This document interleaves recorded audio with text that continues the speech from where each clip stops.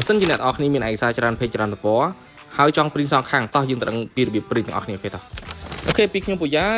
អ្នកនរគ្នាអាចចូលមកក្នុងពាក្យ file ហើយយកពាក្យ print បែបនេះឬមួយ control P យកតែម្ដងណាដើម្បីចូលមកកន្លែង print បាទនៅទីនេះគឺយើងអាចបាទ print លក្ខណៈ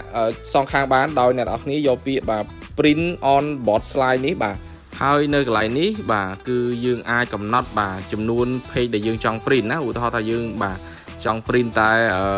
មក page ទេបាទ1ទៅ2យើងអាចកំណត់កន្លែងហ្នឹងបានណាចំណុចសំខាន់មួយទៀតគឺយើងត្រូវដឹងពីម៉ាស៊ីន print យើងថាយើងអាច print សងខាងឬមួយក៏ print ម្ដងបានតែមួយខាងទេបើក្នុងករណីដែលម៉ាស៊ីន print របស់អ្នកទាំងអស់គ្នា print ម្ដងបានតែមួយខាងយើងមានវិធីសាស្ត្រមួយទៀតបាទដោយអ្នកទាំងអស់គ្នាចុចយកពាក្យបាទយកពី only print add page នេះបាទអញ្ចឹងកន្លែងនេះគឺមានន័យថាម៉ាស៊ីន print យើង print ម្ដងបានតែមួយខាងទេអញ្ចឹងវិធីសាស្ត្រនេះគឺយើង print សំដៅទៅលើ page ដែលមានលេខសេសវិញមានន័យថាលេខ1លេខ3លេខ5បាទលេខ7អីជាដើមអញ្ចឹងណាទាំងអស់គ្នាបាទអញ្ចឹងបន្ទាប់ពីយើង print លេខសេសហើយយើងចូល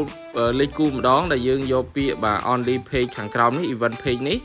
ចឹងមានន័យថា page នេះគឺយើងត្រឡប់กระดาษដាក់ចូលវិញម្ដងហើយយើង print លេខគូម្ដងមានន័យថាលេខ2លេខ4លេខ6លេខ8អីជាដើមអញ្ចឹងទាំងអស់គ្នាបាទអូខេអញ្ចឹងវិធីសាស្ត្រហ្នឹងយើងនឹងទទួលបានឯកសារ print ចេញមកមានស្លឹកសងខាងដូចគ្នាដែរណាអូខេអញ្ចឹងវីដេអូបន្ទាប់យើងនឹងរៀនពីរបៀបនៅក្នុងការ print នៅក្នុងកម្មវិធី PDF វិញម្ដងណាអូខេអរគុណ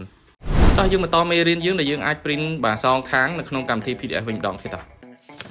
អូខេតទៅពីខ្ញុំពូយ៉ាបាទយើងមករៀនពីរបៀបនៅក្នុងការ print នៅក្នុងកម្មវិធី PDF វិញម្ដងដែលនេះជាកម្មវិធី Acrobat ណាបាទដើម្បី print បានអ្នកនរគ្នាអាចយកពាក្យ file ហើយយកពាក្យ print ទៅយើងដូចកម្មវិធី Word ដូចគ្នាដែរណាហើយទីនេះបាទអ្នកនរគ្នាអាចកំណត់បាទចំនួន page ដែលអ្នកនរគ្នាបាទចង់ print ណាយើងអាចកំណត់យក all យកទាំងអស់ឬមួយក៏យកតែតាមចំនួន page ដែលយើងចង់បានបាទហើយបើសិនជាអ្នកនរគ្នាចង់ print សងខាងអ្នកនរគ្នា thích យក print បាទ out board slide នេះមកគឺវានឹង print ចេញសងខាងតែម្ដងណាហើយនៅទីនេះអ្នកនរគ្នាអាចយក page setup ដើម្បីយើងមកកំណត់បាទទំហំกระดาษដែលយើងចង់ print ណាយើងយក A4 បែបនេះមកអូខេចឹងវិធីសាស្ត្រមួយទៀតដែលម៉ាស៊ីន print អ្នកនរគ្នា print បានតែមួយខាងណាអ្នកនរគ្នាអាចយកមក option នេះបាទហើយនៅកន្លែងនេះគឺជាកន្លែងកំណត់ដែលយើងចង់ print បាទ page size ណាបាទអញ្ចឹងយើងយក add page only នេះមកវានឹង load តែ page size ទេណាលេខ1លេខ3លេខបាទដូចយើងឃើញចាក់ស្ដែងលេខ5អីជាដើមអញ្ចឹងណាទាំងអស់គ្នាបាទហើយបន្តមកទៀតយើងអាចដូរទៅខាងក្រោមនេះវិញបាទ event page only នេះគឺយើងឃើញថាជាប្រភេទ page គូណាបាទលេខគូវិញម្ដងហើយយើងត្រឡប់กระดาษពេលយើង